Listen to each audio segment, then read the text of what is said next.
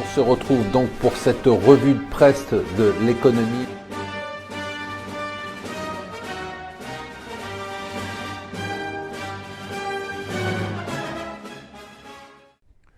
Bonjour et bienvenue sur Mon Financier pour la revue de presse de l'Écho. Nous sommes le vendredi 4 décembre. Quelle journée hier, moi qui me plaignais ici même que les marchés passaient leur temps à attendre. Eh bien hier, ils n'ont pas attendu, ils ont décroché. On a eu une chute de la Bourse de Paris de près de 4%.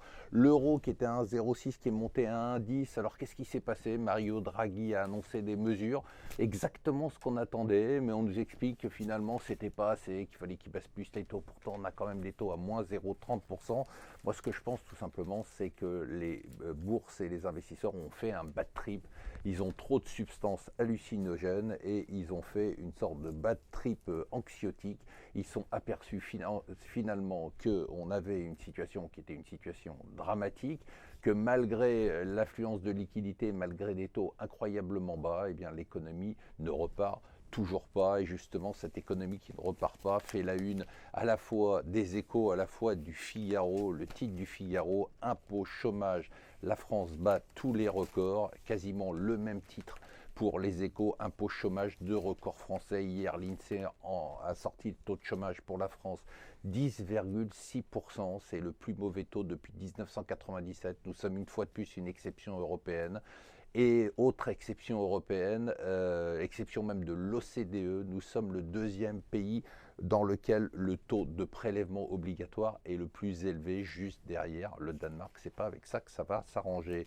Hier, c'est Goldman Sachs qui a annoncé une petite révolution. Ça va suivre. Chacun essaye d'avoir son Bitcoin, sa monnaie électronique. Goldman Sachs a lancé le Settlecoin. Ça sera sa monnaie électronique. Yellen qui continue à parler, la patronne de la Banque centrale américaine. Bon, ça y est, on a compris. Elle nous répète tous les jours qu'elle va monter les taux, mais qu'elle va les monter régulièrement et doucement. Ça se corse au Brésil pour la présidente Dilma Rousseff. On essaye de la virer. Pour l'instant, elle résiste, mais on ne sait pas combien de temps ça va durer. Quant à lui, le trip a été très mauvais. Alors lui, c'est un very bad trip. Hier, on lui a expliqué qu'il fallait qu'il rembourse les 404 millions qu'on lui a donnés en 2008. Et on va voir ce qui va se passer. C'est donc Bernard Tapie et cette affaire du Crédit Lyonnais qui dure plus de 20 ans. Voilà, je vous souhaite une bonne journée et un bon week-end.